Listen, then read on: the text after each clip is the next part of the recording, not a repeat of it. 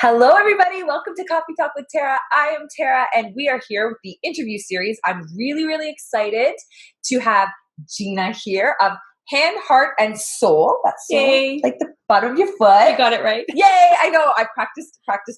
So just to let you guys know, everything I do is to help people connect their dots and empower them to live their purpose-driven life. So I'm so excited to have Gina here because she actually through her business to something super similar. It's very congruent, if you want to call it. And it just makes for a great day of speaking with you guys. So, Gina, why don't you tell us what Hand, Heart, and Soul is all about? And then we can go into some more detail. Sure, I'd love to. So Hand, Heart, and Soul is really a passion of mine. It is about balancing someone's health. And it's not just physical, it's emotional, mental, and spiritual combined.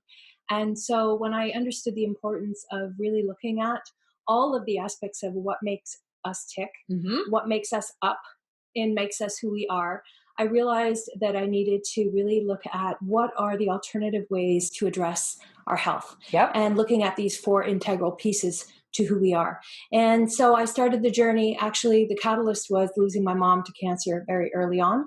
And I was on a different trajectory at that point. So I continued on the path, yet that was the thing that really jolted me and made me want to look at, okay, how does someone go from being healthy and robust and full of life to a diagnosis and her demise within a 6-month period. So that was really difficult for me to handle and to accept. And so I just started doing my own learning. I was reading everything I could get my hands on at the time. I was just really immersing myself in holistic. Anything that was considered at the time holistic, and way before it became the in thing to do. So, I started with the likes of Louise Hay, moved on to date Dr. Wayne Dyer, and then Abraham Hicks and Esther. And from there, Marianne Williamson, Carolyn Mace. So there became a whole list of teachers in their own rights. And so Hand, Heart, and Soul really came about when opportunity met preparedness. So even though I was a big one, it was because I was, as I said, on a different trajectory. And although I was doing this kind of behind the scenes, I had to put food on the table. So I went on and did my career and worked in the corporate world for a number of years. And it wasn't until 9/11. And right after 9/11, I found myself suddenly downsized very unexpectedly. And I was a single mother at the time. And I just knew intuitively that there was a feeling of peace that had come over me and a calmness that even when I decided, because I'd already started on this, holistic journey years before, that I was seeing a reflexologist for myself, because there was a whole story with that, having really helped my aunt with a calcium deposit, and that her body basically self-regulated, it healed itself. And therein lied the magic of, we're not really told that our bodies have this innate ability. We are conditioned. That's very true. We're conditioned for the most part, even more so then than we are now, by the allopathic medical model, that we need to either cut it out or medicate it. And it's really just pain management. It's a Band-Aid fix. Symptom management. So I decided that after I'd lost my position, I was given a severance. I took that as an opportunity to just dive in, and I did. And I'm so glad I didn't look back. And through that journey, it's been nothing but healing and growth for my own stuff.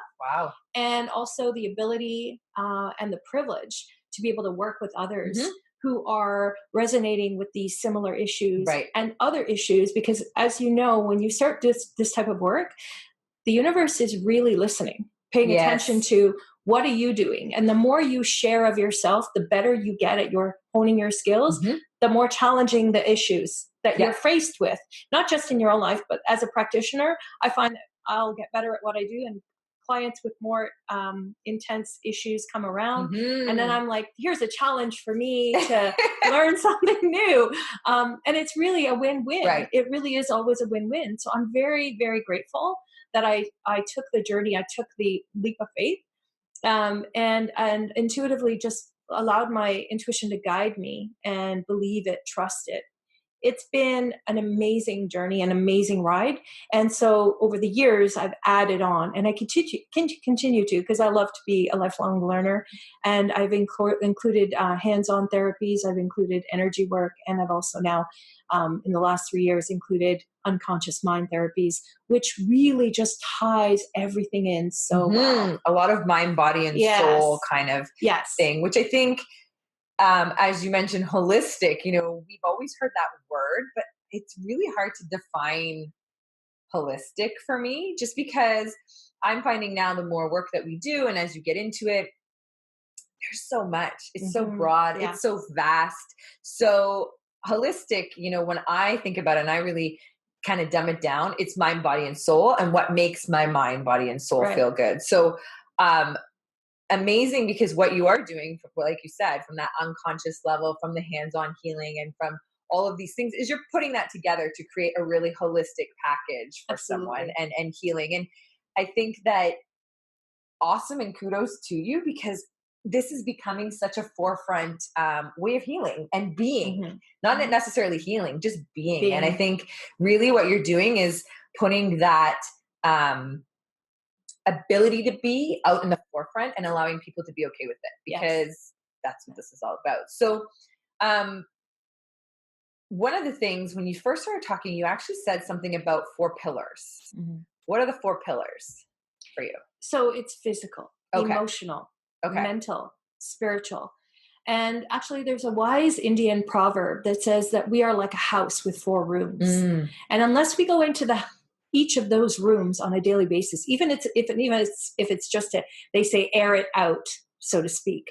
In other words, you're paying attention to all aspects of what make up that house, or what makes you up, I, myself, all of us, right? If we're not paying attention to every component, every room, so to speak, of the house, then eventually there's going to be issues in that area. And that is what I find with clients, is that they come in because they have these imbalances. And for the most part, when we think health, a lot of us believe that, and thanks to society and marketing, we think that health really has to do more with our physical appearance, or our level of endurance and fitness levels and muscles and this and that. And it's very important.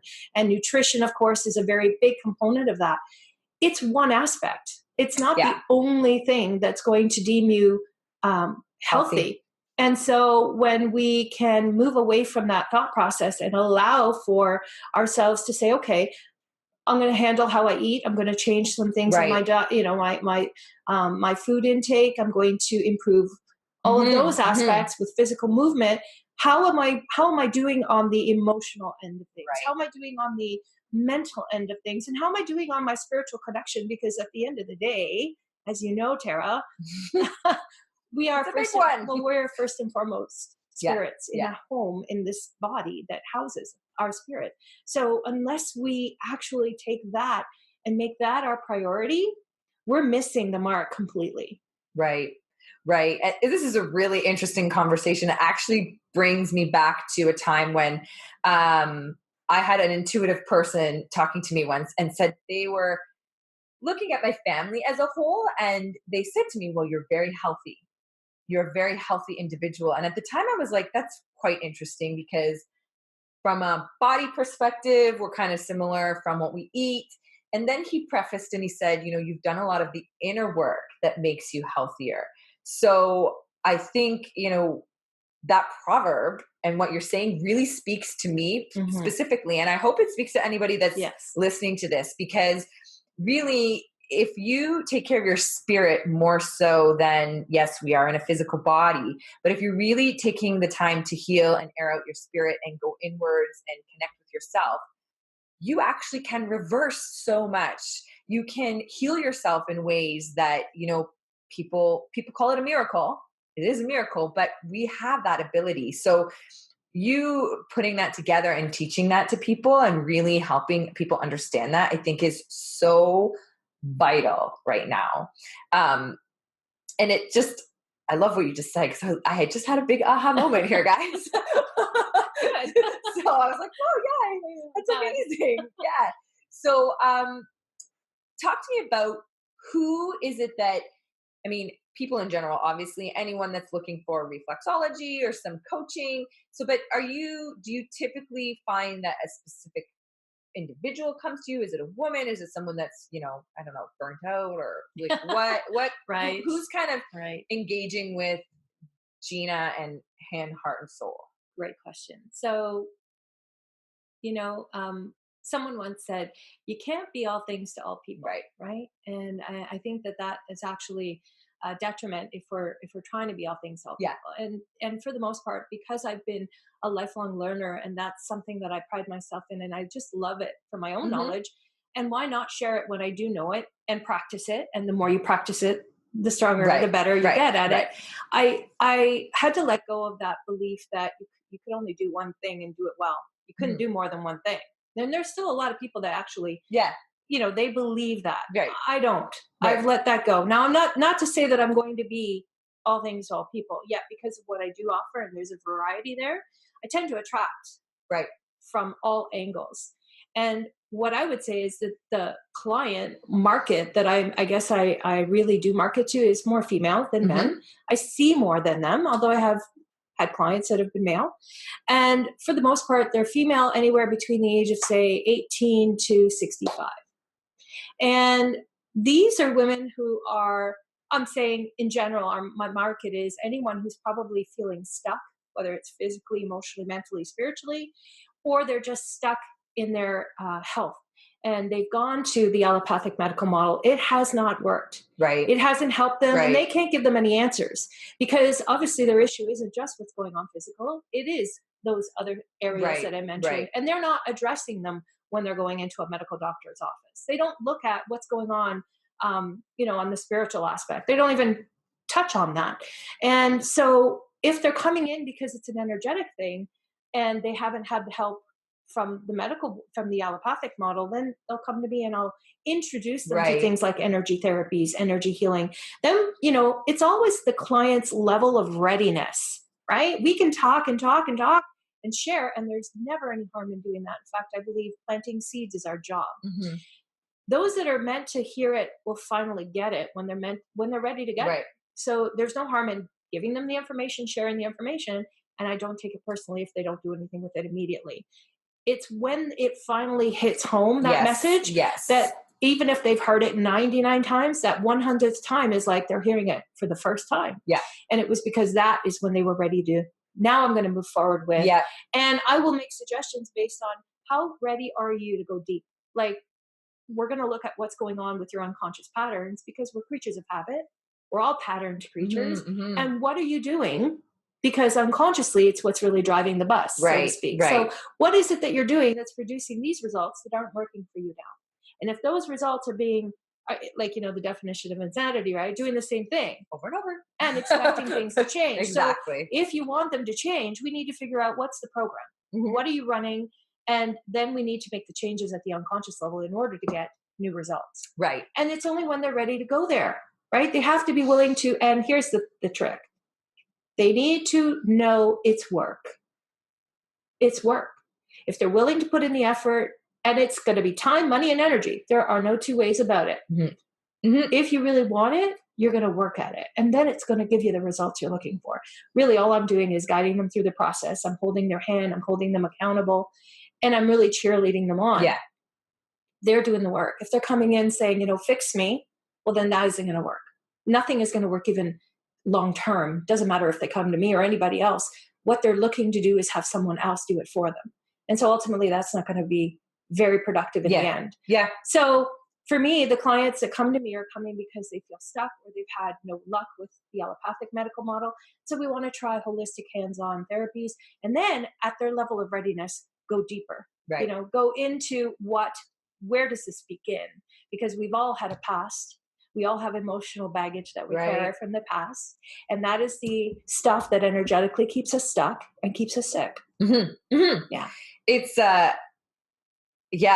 really interesting what you just said, especially about hearing it over and over again. So, if you actually have read any kind of personal development books or self-help books too, you may notice that a lot of it is the same message Mhm. in different ways. Mhm. And that's because, you may take a little bit from it here, a little bit from it there. And I've actually been in plenty of experiences myself where I've heard it over and over again. Yes, wasn't ready, or it doesn't resonate. Someone might have said something to me at one point or time and another, and I thought, okay, that's kind of strange. But later on, all of a sudden, it hits you like a ton of bricks because I was ready to put it into place, to use that information, to process it. So, really interesting, and something for you guys to all keep in mind. Be open. That's what I would recommend, is that we all be open, and allow the information. If it doesn't resonate with you at a certain period of time, just kind of keep it in your back pocket, because I'll tell you, it probably will later on, and you just won't even know it. I would say that's happened to me numerous times. So, very interesting that you said that, and it is readiness. And I like that you say that it's work, because we're all on our own personal journeys. And this is why, I'm doing what I'm doing and Gina's doing what she's doing. We are sharing our journeys so that we can connect with you, but you are on your personal journey, and we have to do the work ourselves. We don't, we're not exempt from the work. We're actually doing it. And sharing it in meaningful ways for you guys, so that you, A, can feel not alone, B, can be connected, and C, can understand that there's tools available. So, Gina, how do people actually get a hold of you if they want to book a session, if they want to book, I don't know, they want to know more about coaching with you? How do they go about doing that? Thank you for asking. So I offer a complimentary, what I call a coffee and catch up, or coffee and conversation, if we're meeting for the first time. And it's a non-obligatory, confidential, heart-centered conversation that allows me to ask your unconscious mind questions. Now, of course, your conscious mind and unconscious mind are working in tandem. And so the answers that you're giving me based on these questions that I'm asking is going to give me information, data, that I can then give as feedback to you as to where you are in this process of level of readiness. And if you are looking to move through things that are making you feel stuck right now in any area of your life. And if you are a candidate for any of the coaching programs, then you're going to ask me for further information. So I'm not really, my goal is not to sell anything. It's just to really inform you and giving you feedback on the questions that I'm asking, the answers that you're giving me. And then it might be just that you're ready to just go in and say, you know what, for now, I'd rather just do some reflexology, maybe some vibrational remedies, so you're looking at entertaining these other aspects, which are all going to be helpful to a degree. Right. And then if you wanted to take it further, then when you're ready, we go further. So I offer that opportunity. People can call me at my phone number that's on my website, or they can go to my websites. I have 2 of them, and all of the services and therapies all work together. Right. And what I wanted to do was separate the coaching and the spiritual aspect of what I do from the hands-on holistic healing therapies. Okay. So it's hand, heart, and soul, SOLE.com, and GinaBello.com. Okay. Yeah. And I will link it in this, and I'll put it up on YouTube. I'll put it in the comments as well, so you guys can all find Gina. So Gina, thank you so much for taking the time. It was such a great talk with you guys. This is actually our first in-person talk, so I'm really excited about it. I cannot wait to share this with you guys. I hope you found it as educational and informative as I did, and I'm really happy to have met with you today. And I'm actually really excited, guys, because I'm going to do some reflexology now. So stay tuned for that, because I'll also share that with you. But thank you so much for joining us, and we will see you guys soon. Thank you, Tara. Thank you very much.